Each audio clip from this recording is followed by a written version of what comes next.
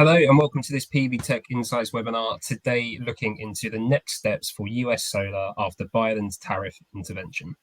My name is Liam Stoker and I'll be your host for today's webinar. Joining me today are Morten Lund, a partner at law firm Stoll Reeves, and Paul Wamser, who is Vice President of Technology at Clean Energy Associates.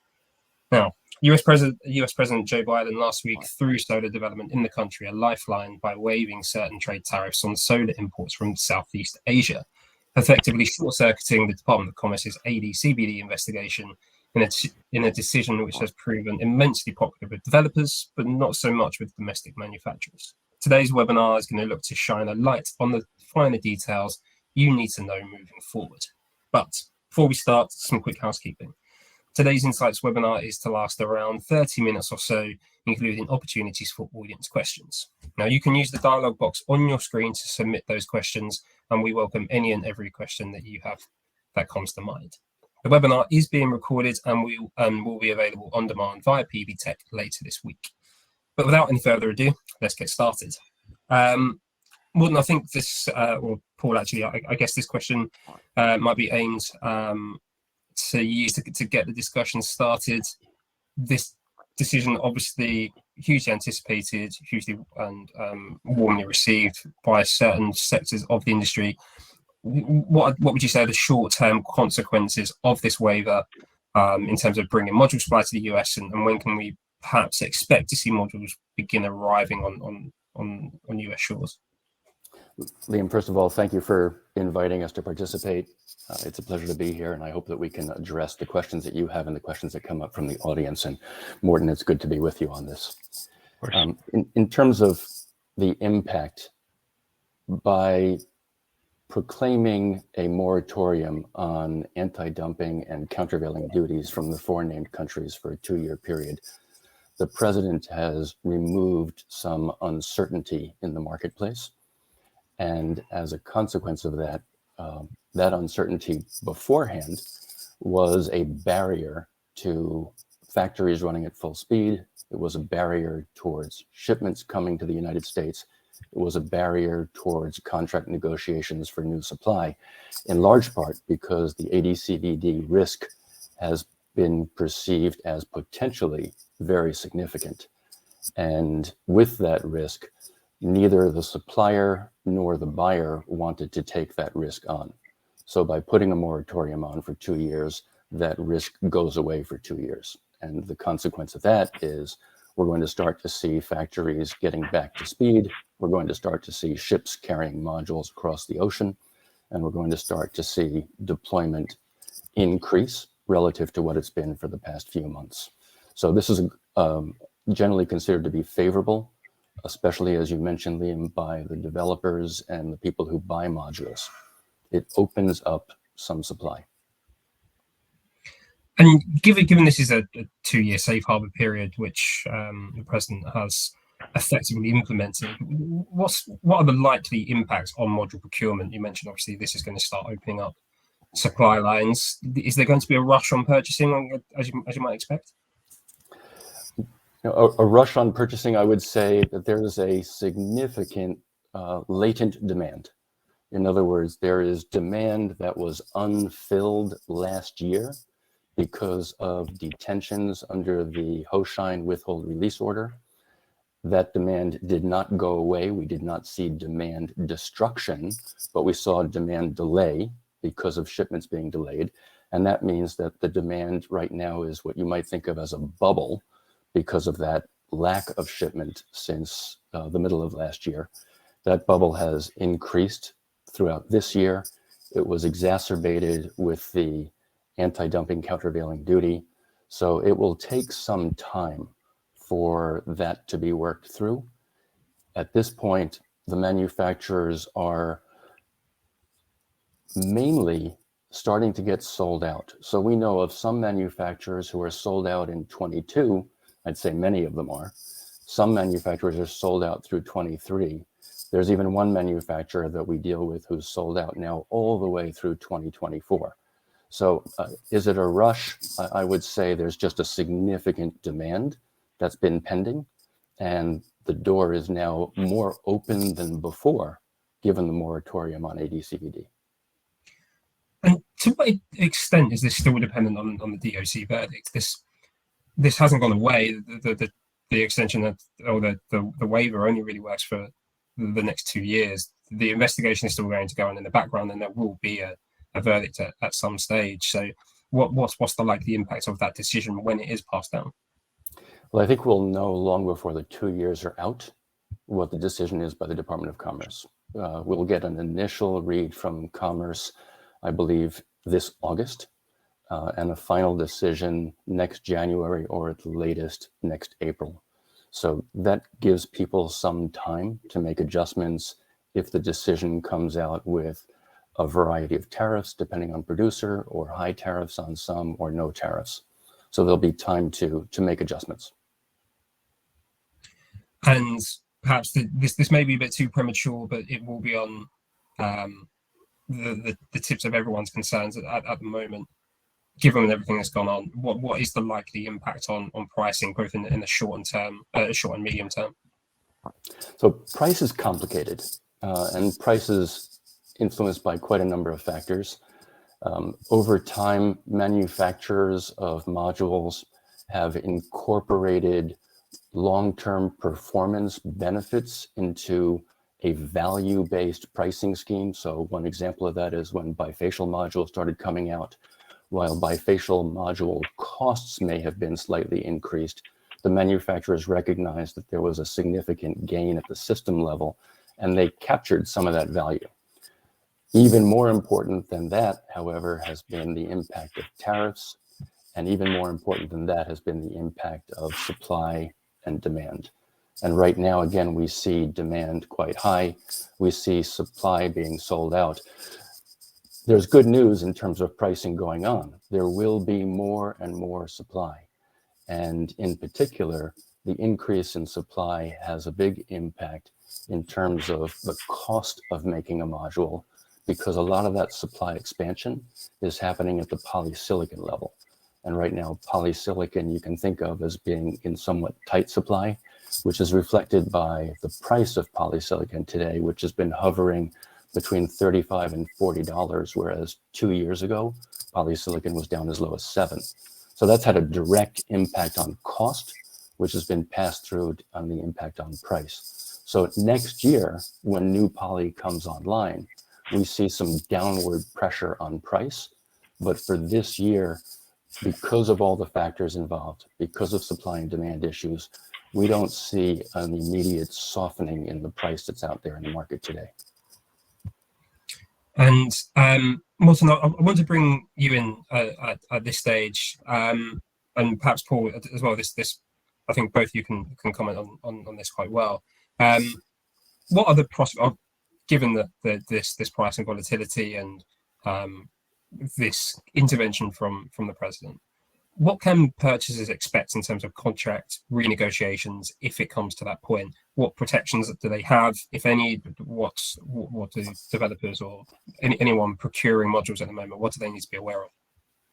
Well, I think what we've seen for the last 6 months or so, or actually more like the last year to some extent, is a significant shift in market power towards the manufacturers in terms of contract terms, pricing included, due in part to various supply chain issues, mainly including the Hoshine order and the impending kind of general prohibition on Xinjiang imports, and now then the auction tariffs on top of that. All that has led to a shift where the buyers have been kind of desperate to lock up while they can, and we've seen contract terms shift more to the module side than at any point in my career, and I would expect some of that will alleviate, but it will take a while because, as Paul noted, there is a bit of a bubble right now. It's pent-up demand, where all the long-term developers in particular have been essentially postponing the orders for long-term projects pending price certainty, which they now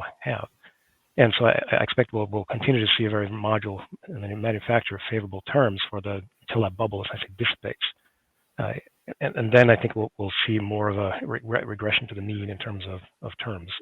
The terms in particular we had would be things like cancellation policies, delivery date guarantees, and delay damages, and those types of things, which have been very difficult to get for buy purchasers in the last 6 to 12 months. And I expect we'll start to see that come back again as supply and demand start matching up. But that assumes that supply does actually match up. As Paul knows, the polysilicon part of the supply chain is likely to start catching up soon, but we still have to deal with the Xinjiang issue and as well as just general supply chain challenge that we're having, not just with polysilicon. So Paul will know better than I, but we're hearing that there's continued supply chain challenges beyond next year. So it may take a while for us to really get back to a normal where we were 2 or 3 years ago in terms of the smoothness of supply. So I expect in terms of renegotiations, we try not to renegotiate contracts if we can't. But again, a lot of the contracts that we signed for modules in the last couple of years had very liberal cancellation options for the sellers in particular. And so if pricing goes the correct way for them, they might decide they'd rather would like to renegotiate. The buyers generally won't have that opportunity, for better or worse. They're going to be locked in. Those that were able to lock in modules at all. But I think that there's a bit of a bifurcation between the long-term buyers and the near-term buyers. There's make a very rough division of the market. At one end of the extreme, the residential market, where there's really just a matter of churn. You just need modules every month, all the time, and pricing, frankly, is secondary, as compared to a large utility scale project where you're planning 2 or 3 years into the future, and you're both price sensitive, and more importantly, you're variance sensitive. And so you need to have known price and as low as possible. The first category, they've been buying everything to get their hands on for the last year, and they're less concerned about any price bubble. They're just concerned about, can the supply actually keep up? And now with the long-term buyers many of them been on hold pending price certainty, now jumping in, I would frankly expect to, at least in the very near term, to see a bit of a supply crunch just because of that, that bubble bursting with all the demand coming up at the same time. Right. Yeah, I'll add to that because of the volatility in the raw materials price, as we've both mentioned, we now find contracts having some sort of price variability in the contract, which is difficult, as Morten said, for especially developers, where there may be, in some cases, an index to the price of polysilicon. When polysilicon was at its low point a couple of years ago, no one expected it to go to the levels that it's at today. At the end of 2020, the price was going up because of some limitations on supply, largely driven by failures at some of the factories that make polysilicon, some fires, some floods, and so forth. And then at the very end of 2020, pricing for polysilicon just started to go down a little bit. Then we had pricing go up because of the precursor to polysilicon, metallurgical grade, suddenly went from roughly $2 a kilo to $10 a kilo. And part of this was driven by limitations on electricity supply in China, where a lot of this is made. So that was an unexpected and somewhat unprecedented change in costing. And then throughout 2021, polysilicon pricing just started going up again to levels that were unexpected. And these are real costs for the module makers. The module makers, by and large, with very few exceptions, do not make polysilicon. So they are subject to the market price. And the polysilicon market price in many contracts for polysilicon supply is a monthly adjusted price for the buyer. So the suppliers of modules have learned how to manage that risk, mitigate that risk, and transfer that risk into contract form for the buyers. And I want to drag us back onto the cut and thrust of this, which is a very much a political and a legal issue. There has been some discussion within the industry about the legal basis for this intervention, and that has been questioned as well. What are the prospects for a legal challenge to this this tariff exemption, and what's the likely process for that to occur? So it's I should note that this is a super detailed area, which is not my normal practice area, but we've looked into this a little bit, and the short version is that the statute does give the president fairly broad powers, at least on its face, to declare an emergency, and in that emergency, assuming there is an emergency, to then take fairly broad actions with regard to any type of trade and tariff action. So at a minimum, there's a prima facie case that he has the authority, right? That there's no sense that he's stretching or reaching instantly, and so we haven't seen any type of and don't expect to see any type of this is just all wrong type of challenges. Mhm. So there's no particular administrative process. There's no steps he can just, he has under the act to just do it. Now the challenges, which whenever there's a lot of money involved, there's always going to be a challenge, and we expect a challenge at some point. And the challenge would likely be as to whether or not this counts as an emergency, for instance. I think it'd be more difficult to challenge the scope of the powers. There's not a lot of precedent specifically on tariffs that we could find as to this type of specific activity, but it's a fairly mild choice. The act specifically expressly gives the president authority to just import goods tariff-free, just flat out tariff-free, and he's not doing that. He's doing much less than that, and so it'd be hard to argue that he doesn't have that the action is not within the scope of authority of the statute. And frankly, even the emergency aspect is a bit of an uphill battle. Not under this statute, but under related statutes such as under the Defense Production Act, for instance, which is relevant, but under various other statutes, electrical supply specifically has been used as an emergency foundation on a number of levels, and so it's the idea that electricity is itself an emergency or lack thereof as an emergency is not stretched at all. Now, is there an electrical emergency in the U.S. because of solar modules? I think that's perhaps the soft point in the argument. Is even if electricity supply is an emergency, the fact that we aren't making any meaningful amount of modules in the United States, is that an emergency? That I suspect is the likely thrust of the challenge that we will most likely see at some point. But I'm not aware of anything that would make me terribly fearful of a great success in that challenge. Certainly not in the time frame that would make it relevant. Right. I guess that again it brings in that 2-year statute. Any prospective challenge for that would likely drag on far beyond that 2-year time frame. Right. And so the only way to be relevant then is if, in fact, if they essentially got a retroactive ruling, which is possible. But I would, I'm officially now prognosticating into the wind here, but I would tend to think that's an unlikely outcome as well.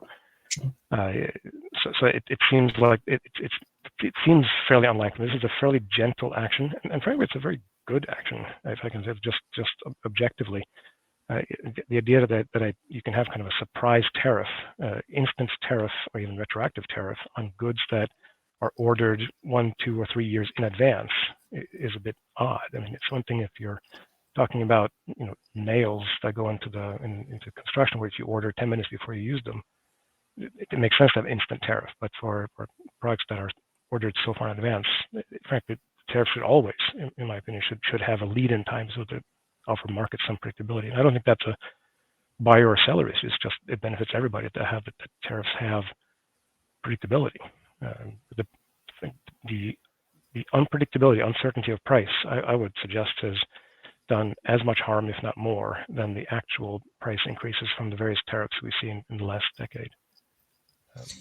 And then, in terms of the Defense Production Act, which you mentioned there, Morten, what the gist of the Biden policy intervention here is that this will be used to stimulate domestic manufacturing through various means. What's the process for that Defense Production Act? What does the industry need to be aware of or take note of as this process begins to play out? So I should qualify. I'm just a poor finance lawyer, so this is not my normal purview. But unfortunately, perhaps fortunately, we know a lot more about the Defense Production Act now than we did a few years ago. We've had far too many opportunities to look into it. And again, it gives the president fairly broad powers to take a fairly broad set of actions, to state it broadly. And unlike the tariff act situation, the DPA has been invoked by several presidents on several occasions for regularly. The prior president was fond of it and used it for a number of wide-ranging opportunities, and Biden has done so as well.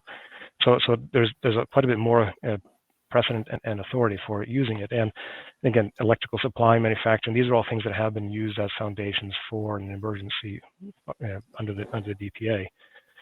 And it's unclear frankly, who would want to challenge it, because whatever action, while different parties might have different views on actions taken in terms of waiving or postponing tariffs, it'll be much more difficult for people to make a specific argument in terms of any particular action taken under the DPA. The announcements I've seen so far have not been very specific about what those would be, but it might be things like procurement, using the power of the federal government as a buyer, which is obviously tremendous. And that's kind of generally within the authority of the president anyway. This would allow them to essentially circumvent some procedures, but the outcome would be similar, broadly speaking. And more challenging, perhaps, and more likely to be challenged, would be any type of directed subsidies or loan guarantees.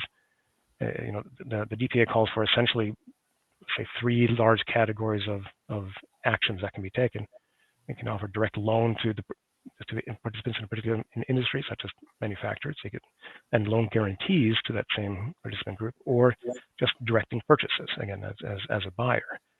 And the loans and loan guarantees would be more complicated and frankly would take a while to set up and implement just mechanically, and would be more likely to be challenged because that involves lending money to, as people like to say, picking winners and losers.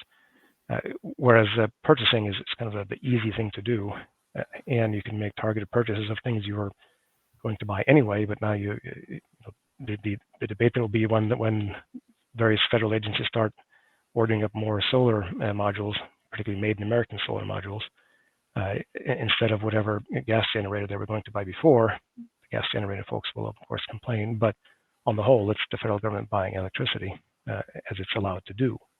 And particularly as it seems likely any such purchase would come with a Made in America requirement, that again would tend to assuage most of the critics as you go. So it seems, as anything ever is these days, a fairly politically conservative approach with fairly few and easy opportunities for serious challenge. I'd like to add to that, perhaps a perspective. We want to see more manufacturing take place in the United States. We want to see more of the supply chain take place in the United States. This is in an effort to create jobs, create manufacturing jobs, reduce time lags from shipments overseas, potentially reduce impacts of the pandemic or future pandemics, and reduce dependency on other countries. And of course, today, much of the solar supply chain has some provenance to China. So we want to see more manufacturing in the US. The Defense Production Act can be something used as, I would say, a partial stimulus for that kind of thing to happen. And certainly, as Morten just pointed out, the government procurement can specify and have a preference for things made in America, but for new factories to go up or for existing factories to expand, we're going to need more. The reality is that the cost of manufacturing in the US today can't rival the cost of manufacturing in Southeast Asia. We don't have the scale, we don't have the supply chain ecosystem in place. And at this point, we even lack, to some degree, some of the talent that exists over in Asia and Southeast Asia. So in order to get manufacturers to invest in building capacity in the United States, they need to have a risk adjustment program, which we might think of as perhaps a low-cost loan would help, and surely it would. Perhaps government procurement would help, and surely it would if it's Buy American from factories in the US. But even with that, our analysis suggests that the economic competitiveness of a factory in the US would be under challenge. A loan program might help you address the capital expense of building a factory, but then there's the operating expense of building the factory, of running the factory as well. And that's where I think factories in the US are challenged, especially if you look at factories that might be in the vein of producing upstream materials. So we've seen module assembly factories come to the US since 2018. We've also seen one leave the US since 2018. But to get wafering, to get ingoting, even to get cell manufacturing, none of which today are really relevant in the crystalline world in the US, I think we're going to need to see some incentives. Fortunately, incentives have been in the legislative process for quite some time. Most of us think about the OSSOF bill that's been presented that would provide incentives at each point in the value chain. And I think there are manufacturers who are seriously investing right now in exploring setting up manufacturing in the United States. But I would suggest that some of them are not going to announce, and some of them are holding back pending some kind of resolution in terms of what the incentives could be. And so there's hope and expectation among potential investors in US manufacturing that the reconciliation package that's now being talked about could include some of these incentives and could get passed. I think that's an important point, Paul. We've had tariffs from the first round now, including 3 sets, I guess, for 10 years. And we've had 1 or 2 new factories net, and only module assemblies. That's been the net result on manufacturing in the US. For 10 years of tariffs has been, say, 1 net module assembly. And that's not a great success for that. If the goal is to bring manufacturing to the US, I would just call it an abject failure, right? And I wouldn't expect any different from the auction tariffs if they go through, just because, again, as Paul, it's just not enough. It doesn't lead to the desired outcome. If the outcome is to actually create more manufacturing in the US, more incentives are required. But frankly, I'll say I'm just flat out skeptical. Paul and I have both seen, as I think, as you put it very aptly, the supply chain infrastructure that China has. Building and supplying and moving things is itself a large industry, and it requires an infrastructure within the industry, and China has that. I think it's not just a matter of building a factory. There's a whole underlying industry behind the industry, which is just a large part of the Chinese economy, which is not in the US. You'll hear critics will talk about just labor costs, but labor costs is just a tiny fraction of it. It's a whole culture, it's a whole industry, and I'm skeptical that even a good amount of incentives would allow US manufacturing with 1 or 2 factories to catch up, because it's really a whole sector, not a factory. I absolutely agree with what Morten just said. And again, on the supply chain side, even the module assembly plants that have emerged in the US in the last several years are assemblers of modules, whereby much of the material that goes into that module still comes from Asia and comes from overseas. So, in the US, to sort of put it oversimplistically, we think about building a factory as the beginning, the middle, and the end. But if we aren't thinking about everything that feeds that factory also, then a factory in a silo doesn't work very well. Right. Excellent. Well, thank you, Paul and Morten, for your insights so far. We've reached the section of the webinar today where we can take a few audience questions. So just a quick reminder that you can submit questions today using the questions tab on your screen. We've been inundated with quite a few really good questions, so we're going to get through as many of these as quickly as we can. A question here, perhaps Paul, you could speak on this. Would you expect shipping and transportation costs to follow the same trend as the module market concerning prices and market power shifts? So this gives you an example of, would you expect charges or prices to be increased if developers are looking to expedite delivery schedules, given that this is a 2-year safe harbor period? Yeah, so logistics represents another source of cost increase that gets passed on to the buyer. And if we look at the low point a couple of years ago, and pretty much for a long time before the low point, the cost of shipping a container of goods from Southeast Asia to the US may have been as low as $1,500 to $2,000. And then there's inland transportation. Since that time, in part because of COVID issues, where literally the infrastructure for shipping was taken out of service. Ships were taken out of service. Containers were not being shipped back and forth at full speed. We ran into a shortage of ships. We ran into a shortage of containers. We even ran into a shortage of the chassis that is used to move the container around when it's in country. And we saw shipping costs, not for solar, but for everything, go up very, very dramatically, to the point where in some cases people were paying as much as $24,000 to ship a container that used to cost $2,000 to ship. We have seen some reductions since then, some significant reductions, but at the same time, there are new costs in the shipping world.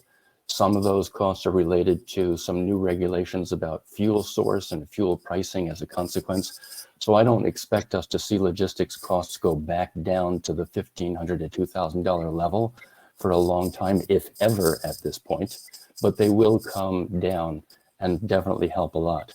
Shipping cost, as a basic rule of thumb, if you're looking for deployment in the US, you would look at something between 1.5 cents to 2.5 cents a watt to get the product from the factory to your site. Now it's more like 2 to 3 times that amount. It has been quite a bit higher than that over the last couple of years because of the issues that I just mentioned. In the past, suppliers would also go into a fixed price contract where they delivered the product under Incoterms called DDP.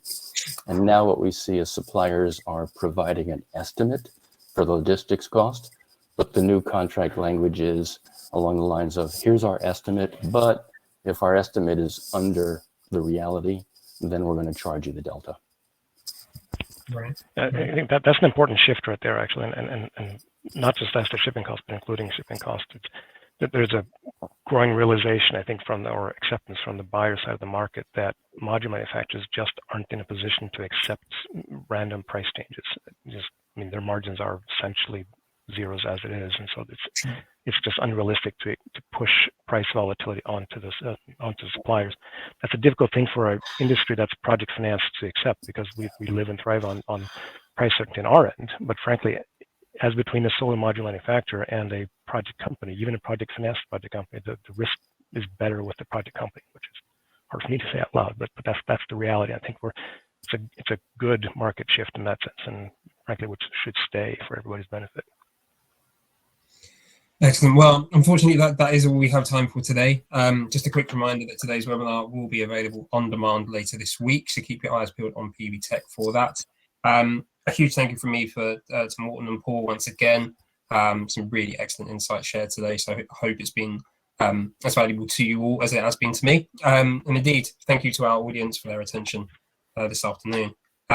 Our next PV Tech Insights webinar will be coming up soon, so more details on that will be shared on PV Tech in the next few weeks. But thanks again, and we hope to see you next time. Thank you, Liam. Thank you, Morten. Thanks to the audience. Okay.